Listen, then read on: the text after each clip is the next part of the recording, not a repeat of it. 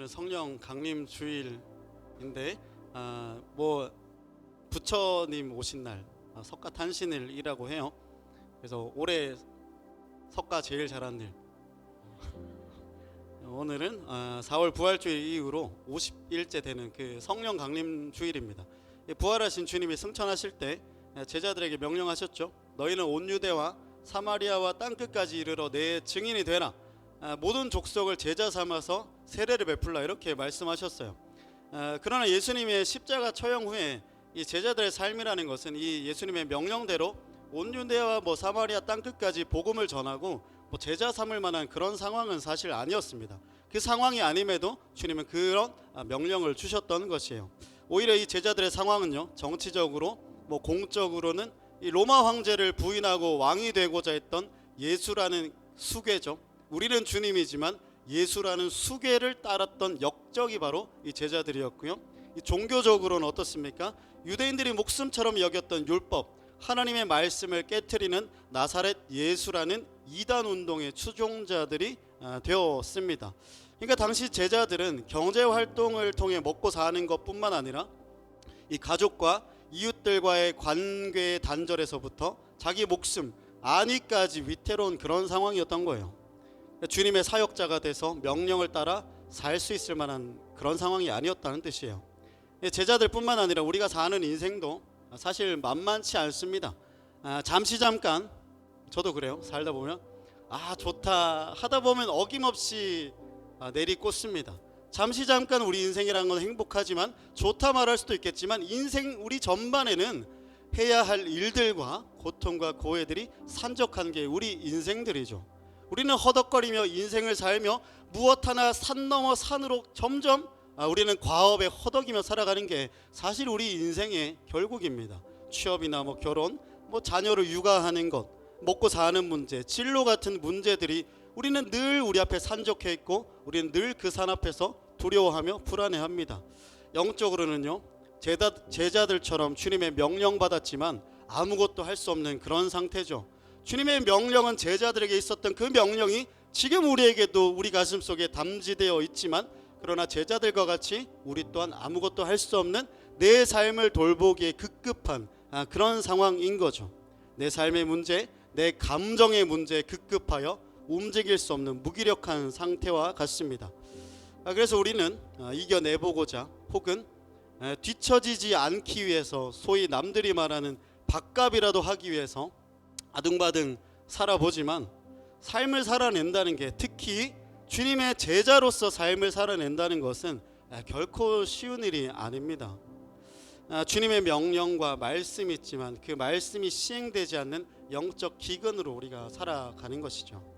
그런데 이 숨어있던 제자들에게 언제 세상과 자기의 사슬을 끊고 주님의 명령을 따라 하나님의 나라를 확장하며 주님의 명령들이 성취되기 시작했습니까? 오늘 오순절 성령 강림 주일부터 임하는 성령을 받은 후로부터 그들은 비로소 주님의 말씀을 성취하는 세대가 되었던 것이죠. 근데 제자들을 둘러싼 상황은 변한 게 없어요. 상황은 변하지 않았습니다. 정치적으로, 종교적으로 모든 위협과 자기 생애의 불안은 여전히 내 피부, 그 제자들의 피부에 와닿는 실제적인 이슈입니다. 그러나 오순절에 하늘 위로부터 임하는 성령을 받자 제자들은 둘러싼 모든 문제를 돌파하고 마치 다른 사람이 된 것처럼 주님의 명령을 따라 살기 시작했다는 거죠. 세상이 바뀌지 않고 그러나 위로부터 성령 받은 제자들이 마치 다른 사람이 된 것처럼 주님의 말씀을 따라 살기 시작하도록 하는 거죠. 그때부터 주님의 말씀이 성취되기 시작했습니다. 즉 우리가 아까 고백했던 부흥입니다. 이것이 부흥입니다.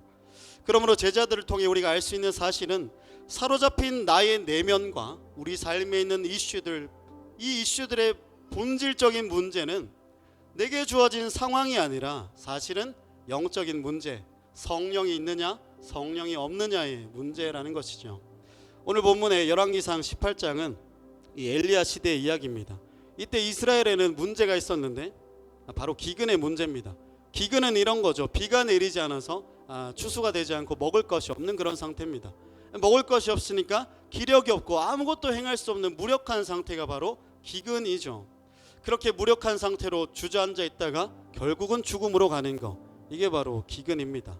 근데 성경은요, 이 기근의 원인에 대해 이렇게 말해요. 17장 1절에 보면 길르앗에 우거하는 자 중에 디셉 사람 엘리야가 아합에게 말하되 내가 섬기는 이스라엘의 하나님 여호와께서 살아계심을 두고 맹세하노니 내 말이 없으면 수년 동안 비도 이슬도 있지 아니하리라 하니라. 지금 이스라엘 땅에 기근이 있는 이유는 다른 어떤 상황이 아니라 기후변화, 기후위기가 아니라 하나님이 비를 막으셨다는 거예요. 하나님이 비를 막으셨다. 그 이유는 이스라엘의 바알 숭배인 거죠. 그리고 18장 1절에는 이렇게 말씀하셨습니다. 내가 이제 지면에 비를 내릴 것이다. 그러니까 이스라엘 땅의 이 기근의 문제는 누구에게 달려있는 것입니까? 하나님께 달린 거, 영적인 문제라는 거죠. 우리 삶의 산적한 문제들, 수많은 논리들과 프로세스들이 있겠지만 그러나 그의 본질적인 문제는 영적인 문제라는 것입니다. 그렇다면 내 삶에 실제적인 땅의 문제가 있다면 해결되지 않고 답답한 문제, 벗어나지 못하는 이 내면의 문제, 하나님의 말씀에 반응하지 못하는 나의 삶의 문제가 있다면 그것은 내 삶이 분주하고 내 상황이 여의치 않아서가 아니라 성경이 주는 대답은 그 문제는 바로 영적인 문제라는 것입니다. 그냥 때가 좋지 않고 재수없어서, 내가 상황이 좋지 않고 시대가 이래서가 아니라 영적인 문제가 우리 안에 있다는 것이죠.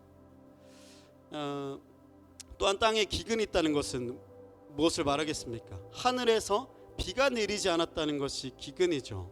근데 비는 사람이 컨트롤할 수 있는 문제가 아니죠. 그러니까 성경이 말하는 우리 모든 땅의 문제의 해결책은 이 땅에서나 내 삶을 어떻게 컨트롤하고 경영하느냐의 문제가 아니라 그 답은 하늘에 있다는 것을 의미합니다. 그러니까 심플한 거죠. 막 우리는 문제 많잖아요. 이 세상에, 우리 인생에 복잡다변한 수천 수억 조만 가지의 문제들이 있습니다. 문제가 없으면 문제를 만들어낼 수 있는 것이 우리 인간의 마음이죠. 그러면 우리는 조만 가지의 문제를 두고 예측하고 대응하고 생각하느라 동서분주하고 아등바등하게 되며 기력을 소진하는 것이, 기근에 시달리는 것이 바로 우리 인간의 마음이에요. 그러나 주님의 제자들, 성령의 사람들은 심플하죠. 조만 가지의 문제가 있어도 이것은 영적인 문제구나. 그러니 해결책은 하늘에 있다. 이 이슈의 답은 주님께 있다는 겁니다. 우리 인생에 조만 가지의 문제가 내 가슴 속에 있어도 그러나 성령의 사람은 심플해요. 이것은 영적인 문제이니 답은 하나님께 있다. 그러므로 주님의 제자들은 어둠이 짙을수록 빛이 선명해지는 것처럼 땅의 문제가 복잡해질수록 도리어 하늘이 선명해지는 사람들입니다. 하늘의 문제가 아니죠. 땅의 문제가 복잡할수록 하늘이 선명해지는 사람들, 그게 바로 제자들입니다. 오늘 이스라엘의 선지자로 엘리야는 이 기근이라는 땅의 문제를 어떻게 해결합니까? 이집트처럼 수로를 만들거나 물을 저장하지 않습니다. 이것은 하나님과의 영적인 이슈, 영적인 문제이기 때문에 이 엘리야는 하늘을 향해 기도해요. 이 땅의 문제를 두고 어떻게 해결할까 이집트를 바라보는 것이 아니라 땅의 문제가 복잡할수록 선명해지는 거죠, 하늘이. 그러니 엘리야는 하늘 앞에 기도하는 거죠. 야고보서 5장 17절 18절에 이렇게 기록합니다. 엘리야는 우리와 성정이 같은 사람이로되 그가 비가 오지 않기를 간절히 기도한즉 3년 6개월 동안 땅에 비가 오지 아니하고 다시 기도하니 하늘이 비를 주고 땅이 열매를 맺었느니라. 이 야고보서 5장에서만 봤을 때 이 땅의 문제를 해결하는 키가 누구에게 있습니까? 하나님이 다음이라는 왕이었던 아합이 아니라 돈 많은 부자도 아니었고요, 엘리야입니다. 기도하는 사람을 통해 하늘이 열리고 기도하는 사람을 통해 이 땅에 비가 내리게 되었다는 거예요. 비는 하나님이 주시는 것인데 하나님이 다른 어떤 사람도 아니야 엘리야의 기도를 들으시고 엘리야의 기도를 사용하셔서 이 땅에 비를 내리셨다는 말입니다. 여기에 엘리야의 위대함이 있는 거죠. 그리고 야고보서는 말합니다. 엘리야는 우리와 동일한 성정을 지닌 사람이로되, 엘리야를 통해 기근의 문제가 해결된 것은 와 엘리야 개멋진 사람이야, 멋진 사람이야, 특별해서가 아니라 엘리야는 여기 삶에 치여 허덕거리며 감정의 소용돌이에 사로잡혀 아무것도 하지 못하고 천착하고 있는 우리와 동일한 성정을 지닌 사람이었다는 거예요. 다만 그는 우리와 달리 기도하는 사람이었던 것이에요. 엘리야가 날 때부터 특별한 사람, 아래서 난 사람이 아니라 그는 기도하는 사람이었기 때문에 오늘 우리가 아는 엘리야, 성경에 기록된 엘리야가 된 것입니다. 그러므로 엘리야와 우리의 차이가 있다면 성정의 차이가 아니라 기도의 차이인 겁니다.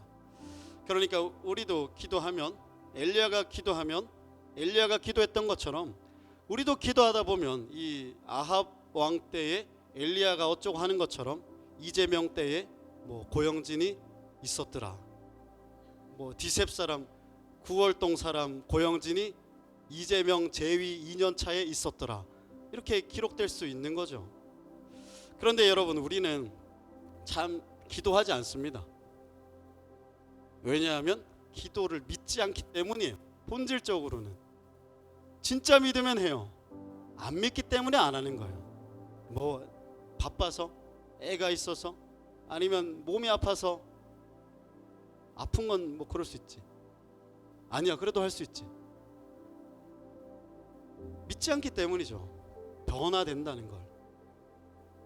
기도하지 않는 이유는 본질적으로는 믿지 않기 때문이고 또 어렵기 때문이에요. 기도하는 건. 여러분, 종교생활과 신앙생활의 차이는 기도를 하느냐 안 하느냐의 차이입니다. 기도를 하느냐 안 하느냐. 종교는 그냥 문화처럼 그냥 왔다 갔다 사람 만나고 밥 먹고 좋아서 다닐 수 있잖아요.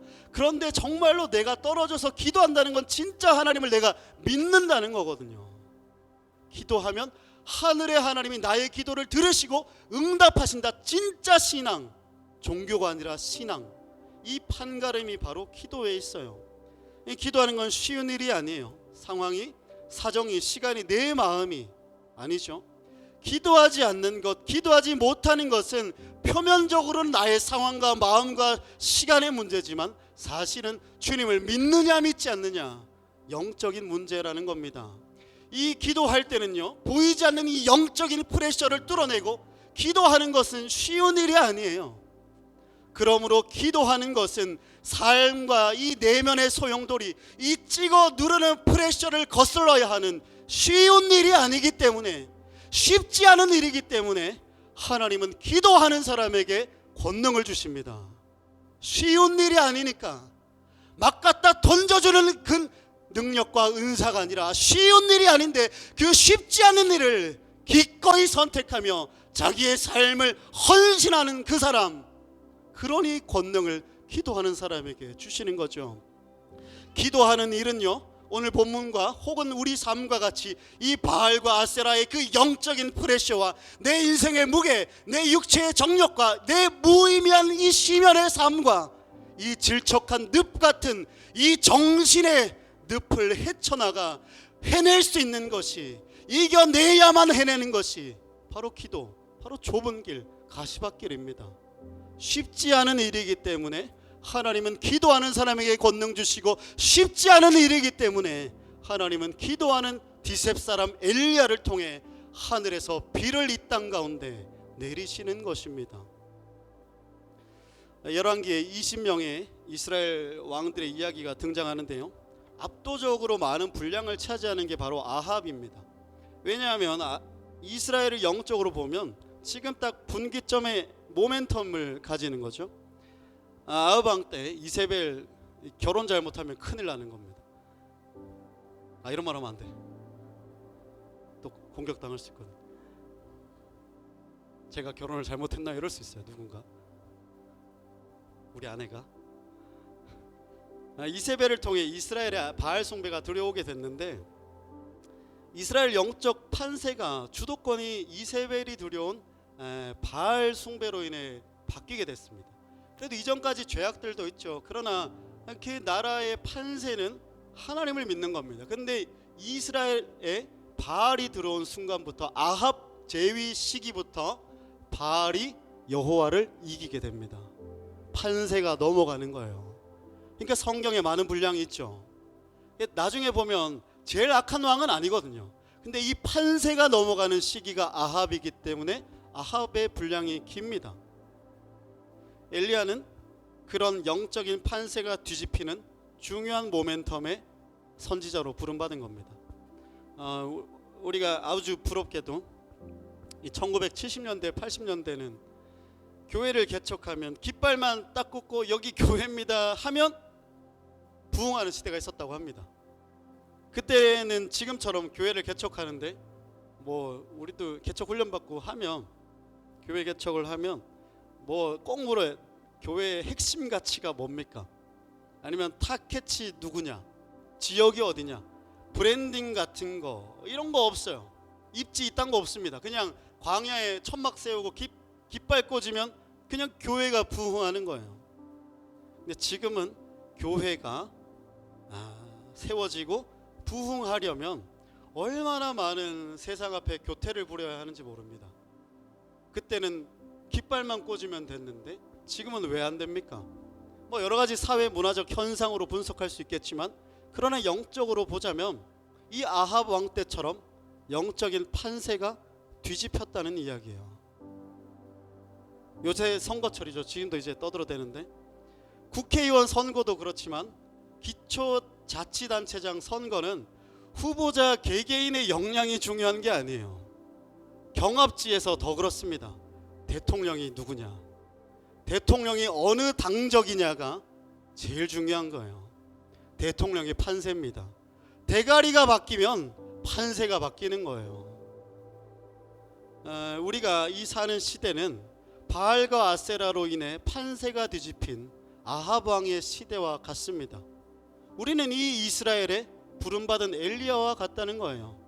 지금 우리는 서구권처럼 완전히 뒤집어지진 않았죠. 뒤집어지고 있죠. 우리는 그 영적 모멘텀 가운데 선지자로, 하나님의 사역자로, 또 교회로 부름받은 겁니다. 그렇다면 우리가 어떻게 승리할 수 있습니까? 여러분, 잔잔바리로는 이길 수가 없어요. 엘리야도 보세요. 열왕기상 17장에 보면 기근으로 인해 줄이고 있던 사르밧 가부를 도와줬어요. 말도 안 되는 기적이 일어난 거예요. 그냥 미리 나오는 거죠. 그러나 그런 기적의 역사가 있지만 그러나 이스라엘에 달라진 것은 아무것도 없었다는 거예요. 그 잔잔바리의 역사로는 안 된다는 거예요. 그러므로 우리가 승리하고 이기기 위해서는 판세가 뒤집혀야 된다는 겁니다. 주인이 대가리가 바뀌어야 된다는 거예요. 이 끝없이 추락하는 하락장에서 모멘텀을 만들고 상승장으로 전환되지 않으면 우리에게 승리는 없다는 겁니다. 우리 삶에 승리가 없다는 거예요. 잔잔바리로 오늘 내일은 이길 수 있겠지만 그러나 항구적인 승리가 있기 위해서는 우리 인생과 영적인 우리의 내면에 판세가 뒤집혀야 된다는 겁니다. 갈멜산 전투가 중요한 이유가 바로 이것입니다. 이 전투는 바알에게 넘어간 이스라엘을 여호와께로 다시 돌이키는 판세를 뒤집는 전투기 때문입니다. 19절과 20절에 한번 읽어보면 그런즉 사람을 보내 온 이스라엘과 이세벨의 상에서 먹는 바알의 선지자 450명과 아세라의 선지자 400명을 갈멜산으로 모아 내게로 보내소서. 이에 선지자들이 다 모였다고 합니다. 엘리야는 사람을 보내 아합에게 모든 선지자를 대동하여 갈멜산으로 나올 것을 요청합니다. 이 아합이 모든 선지자들을 모읍니다. 그러니까 흩어져 있기 때문에 전 지역에 보내서 바알과 아세라의 선지자를 다 모아요. 아합도 이 갈멜산에서의 전투가 이스라엘의 판세를 결정하는 모멘텀이 될 것을 직감했던 거죠. 아합이 다 모아 갈멜산에 오릅니다. 아합이 동원한 선지자는 도합 850명. 그러나 여호와의 선지자 엘리야 한 명이 갈멜산에 오릅니다. 두렵겠죠. 850대 1. 여기서 치면 엘리야는 개죽음을 당하는 겁니다. 그럼에도 엘리야는 갈멜산으로 오릅니다. 왜냐하면 이 갈멜산의 전투에서 이스라엘의 판세가 결정되기 때문이죠. 여호와의 영으로 충만해진 엘리야가 구름대처럼 몰려들어 구경하고 있는 백성들에게 말합니다. 21절에 엘리야가 모든 백성에게 가까이 나아가 이르되 너희가 어느 때까지 둘 사이에서 머뭇머뭇하려느냐? 여호와가 만일 하나님이면 그를 따르고 바알이 만일 하나님이면 그를 따를지니라. 백성이 말 한마디 하지 않았더라. 너희가 어느 때까지 둘 사이에서 머뭇머뭇하려느냐? 여호와가 하나님이면 그를 따르고 바알이 하나님이면 바알을 따르라. 하나님과 바알, 선과 악, 생명과 죽음 사이에서 머뭇머뭇하지 말고 네 삶의 노선을 결정하라. 여러분, 그 결과는 아시죠? 불로 응답하는 이가 하나님이시다. 바알과 아세라는 그 제단 위에 불을 내리지 못했지만 여호와는 하늘로부터 불을 내려 자기의 참 하나님됨을 증명하셨습니다. 이 불로 인해 이스라엘 백성들은 여호와가 하나님이다, 여호와가 하나님이다 선언하며 바알과 아세라 선지자 850명을 모조리 쫓아가 죽입니다. 판세가 뒤집힌 거죠. 그러므로 판세를 뒤집기 위해서는 불이 임해야 하는 겁니다. 오순절에 스승을 읽고 의기소침했던 제자들, 이 정치적, 사회적, 관계적 위협 속에 마가의 다락방 숨어서 기도밖에 할 수 없었던 자들이었지만, 그러나 오순절에 각 사람의 심령 위에 불꽃이 임하자 그들은 세상 밖으로 뛰쳐나갑니다. 골방에서 광장으로 그들은 오벌턴에서 판세를 뒤집는 자들, 이스라엘의 판세를 뒤집는 자들이 되어 이스라엘, 유대와 온 유대와 사마리와 땅끝까지 이르러 로마 제국까지 판세를 뒤집는 자들이 되었던 것이죠. 침체된 우리의 삶이, 우리의 영혼이 돌이켜 턴어라운드 판세가 뒤집어지기 위해서는 갈멜산에 임하였던 하나님의 불이 우리 가운데 임해야 합니다. 운동 열심히 하고 성경책 좀 보고 삶을 정돈하는 수준이 아니라 하늘에서부터 여호와의 불이 임하지 않으면, 이 판세가 뒤집어지지 않으면 달라지는 것이 없다는 거예요. 여러분, 영적으로도 올라가다가 미끄러지고 올라가다가 주저앉고, 그것이 반복이라면 오늘 잠깐 내 큐티했고 기도했고 나 괜찮은 것 같다, 그러다 일주일 내에 주저앉고 무너지고 미끄러지고 있다면 판세가 뒤집어지지 않은 겁니다. 내가 이런 감정에 대해서, 이런 상황에 대해서 내가 극복했어 라고 말하지만 다시 한번 주저앉고 미끄러지고 불안과 두려움 속에 주저앉고 있다면 판세가 뒤집어지지 않은 겁니다. 갈멜산에서의 쇼부가 여호와의 불이 우리 심령 가운데 임하지 않은 것이며, 오순절의 성령이 우리 가운데 임하지 않은 것입니다. 그러므로 불이 임해야지 이 판세가 뒤집어져야지만 지금까지와는 다른 방향, 지금까지와는 다른 선택, 지금까지와는 다른 감정, 우울과 불안과 모든 낙심함에서 기쁨과 감사와 담대함과 즐거움으로, 하나님을 따르는 고통에서 하나님을 따르는 즐거움으로, 육신을 따르는 삶에서 영을 준행하는 삶으로, 지금까지와는 전혀 다른 삶으로 턴어라운드 할 수 있다는 것이에요. 여러분, 제가 믿기로는 여기 모인 모든 사람들에게는 하나님의 부르심이 있습니다. 여러분의 삶과 마음과 사정과 상관없이, 여러분의 믿음과도 상관없습니다. 우리가 저마다의 부르심, 그리고 교회라는 우리 공통의 부르심을 받았다면, 하나님의 부르심과 그 부르심을 성취하는 것이 내 일생의 염원이라면, 갈멜산에 임하였던 여호와의 불이 성경에 기록된 판타지가 아니라 정말로 이 현대 나의 실존 가운데 여호와의 불이 임하도록 구해야 하는 것이죠. 히브리서 1장 7절에 이렇게 기록합니다. 또 천사들에 관하여서는 그는 그의 천사들을 바람으로 그의 사역자들을 불꽃으로 삼으시니라. 성경은 주님의 부르심 받은 자들, 그의 사역자들을 불꽃으로 삼으셨다고 기록해요. 우리가 지금은 희미하고 뜨뜻미지근하고 허덕거리고 있을지라도 우리의 정체성은 주님이 우리를 불꽃으로, 세상에 던져낼 불꽃으로 부르셨다는 거예요. 밥값 잘 못하고 어디를 어떻게 가야 하는지도 모르겠고, 꿈은커녕 직장에서 남의 돈 빌어먹고 살고, 가정에서 애들 뒷바라지 하느라고 이리저리 치이고 허덕거리는 것이 우리 삶의 냉정한 실존일지라도, 주님께서 우리를 불러주신 정체성은 주님께 부름받은 불꽃임을 믿어야만 합니다. 그러므로 우리는 여호와의 불이 필요한 것이에요. 불을 받고 우리가 불꽃 되어 타오르면 주님의 천사들이 바람처럼 불어와 불길이 일어나게 되는 것이고, 불꽃 같은 예배자가 있으면 차갑게 식은 예배당에 불길이 일어나고, 불꽃 같은 설교자가 있으면 차갑게 식어버린 성도들이라도 불길이 일어나게 되는 것입니다. 가정에 불꽃 같은 남편, 불꽃 같은 아내가 있으면 가정에 불길이 일어나고요, 불꽃 같은 직장인, 불꽃 같은 사업자가 있으면 그 일터에도 그 학교에도 불길이 일어나게 되는 것입니다. 그러므로 우리가 불꽃으로 부름받았기에 우리는 위로부터 임하는 불이 임하지 않으면 우리에겐 소망이 없는 것입니다. 우리가 구할 여호와의 불은 또한 무엇이겠습니까? 소멸하는 불이에요. 이스라엘에 가득했던 우상은 소멸하는 불이었습니다. 이 우상은 어떤 혐오스러운 것이 아니라 머뭇머뭇했던 그 마음, 갈피를 잡지 못하는 마음, 주님 앞에 나의 삶을 내어드리지 못하는 머뭇머뭇한 그 마음, 그것이 바로 우상이죠. 너희가 어느 때까지 머뭇머뭇하려느냐?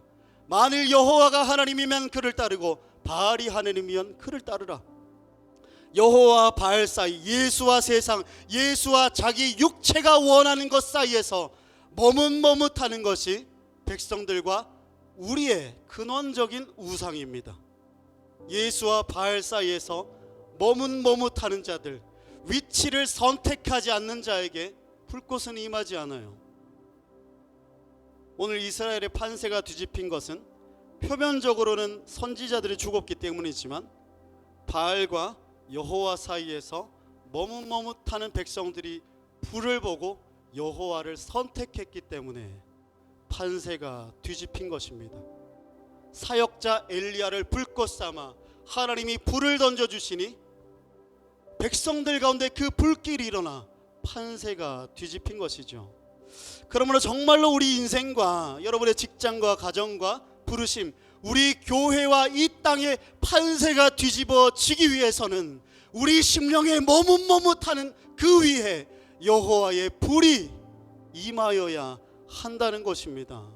그 불이 임할 때 거짓은 진리로 뒤집어지며 죽음은 생명으로 전복되고, 우울과 불안증, 기쁨과 담대함으로 변화될 것이고, 우리 죄의 행위는 거룩한 행위로 전복, 판세가 뒤집어지게 될 것입니다. 그러므로 우린 여러분 기도해야 돼요. 여호와여, 불을 내려주십시오. 수만 가지의 기도 제목이 있겠지만, 그러나 본질적인 문제는 영적인 문제, 여호와의 불의 문제이기 때문에 우리는 기도할 때 여호와여, 불을 내려주십시오. 사망으로 하강하고 있는 내 인생에 판세를 뒤집기 원하오니 불을 내려주십시오. 무기력함과 회의감과 우울함과 불안으로 점령당한 내 영혼에 판세를 뒤집어 주십시오. 여호와여, 불을 내려주셔서 이 부족한 나를 거룩한 불꽃, 타오르는 불꽃이 되게 하여 주시옵소서. 그렇게 불을 구해야 하는 거죠. 여러분, 우리가 주님의 부르심을 따라 사는 것이 쉬운 일은 아니겠지만 그 길이 좁은 길이고 가시밭길이고, 때로는 제가 참 많이 하는 말인데 이게 맞나? 미궁을 헤매는 듯한 끝없는 의심과 함께 가는 그 길이에요. 의심스럽죠. 그러니 대다수의 사람들이 의심하는 길이고, 그러나 주님 보시기에는 의미심장한 길입니다. 그래서 우리가 개척한다고 여러분 모였지만, 여러분 3년 가기가 어렵습니다.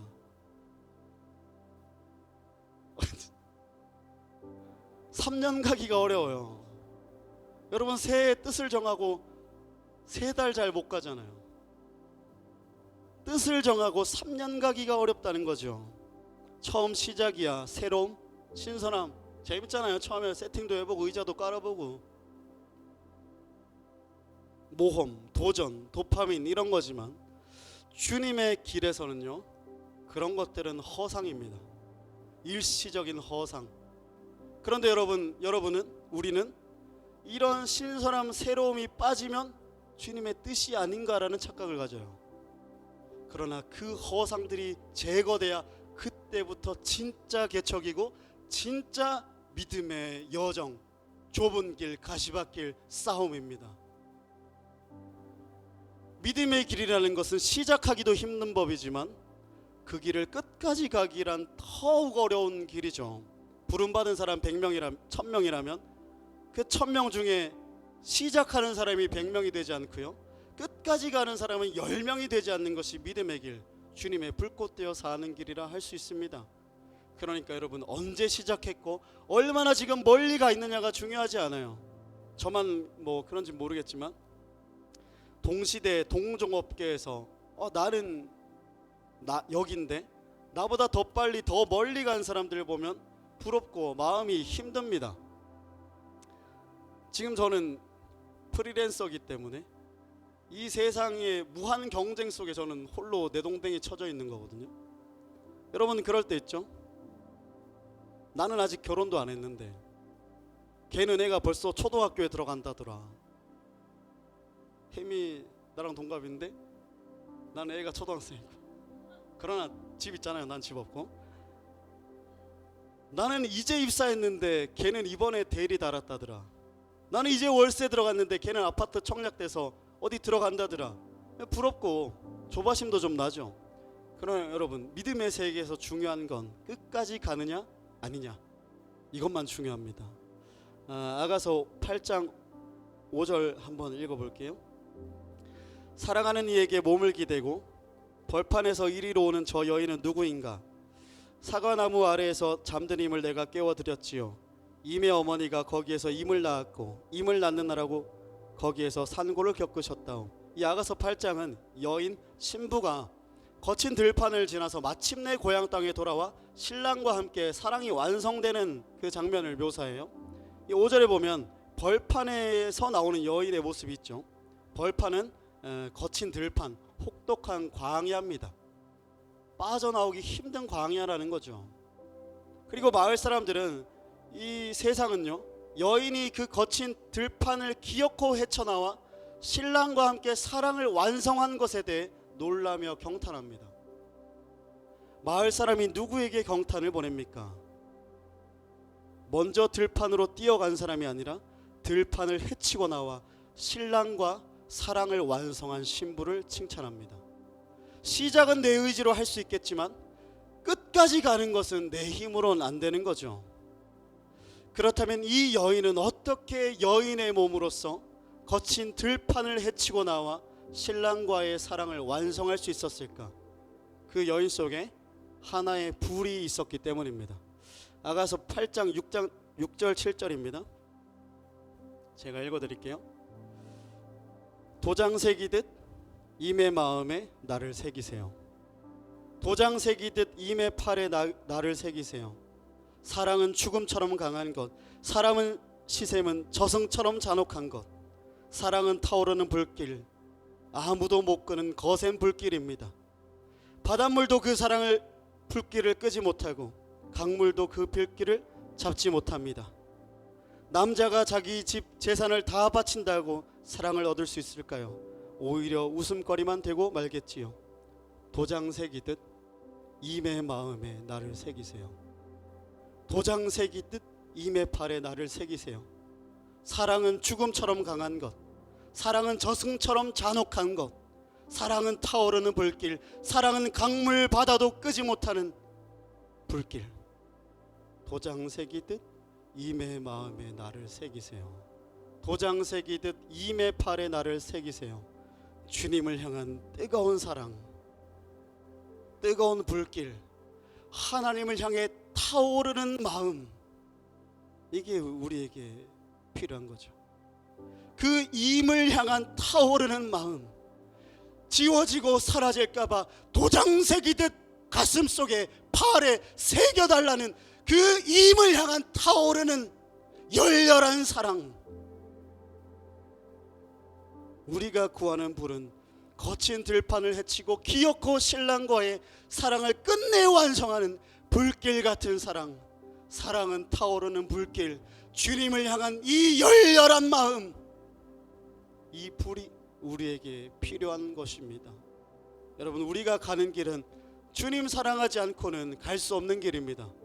어제보다 오늘 주님을 더 사랑하지 않고는 갈 수 없는 길입니다. 여러분, 주님 사랑하는 마음이 있으면 다 헤쳐나갈 수 있습니다. 세상보다 주님 사랑하고 내 아내보다 주님 사랑하고 내 가족보다 주님 더 사랑하면 이겨내지 못할 일이 없습니다. 빠져나오지 못할 늪이 없고 견뎌내지 못할 시련이 없습니다.